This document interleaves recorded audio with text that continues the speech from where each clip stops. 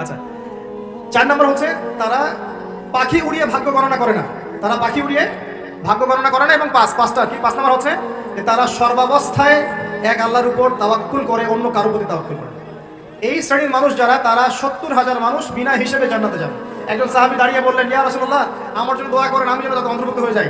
নবীজি বলেন, হ্যাঁ, তুমি তাদের অন্তর্ভুক্ত যাও।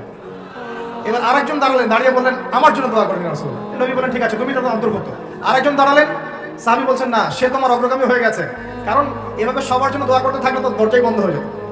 এই জন্য তিনি আর দোয়া করলেন না, বললেন যে সে তোমার অগ্রগামী হয়েছে। এখন আমরা যদি ওই রকম হতে পারি, শিরকের পাপে নাই, শুভ অশুভ আপনি বিশ্বাস করেন না, আপনি ভাগ্য গণনা করেন না, আপনি পাখি উড়িয়ে এই উদ্বোধন করেন না, আপনি আগুনের উপাসনা করেন না, সর্বাবস্থা আল্লাহর প্রতি তাওয়াক্কুল করেন, এবং কুফুরি ঝাড়ফুকও নেন না।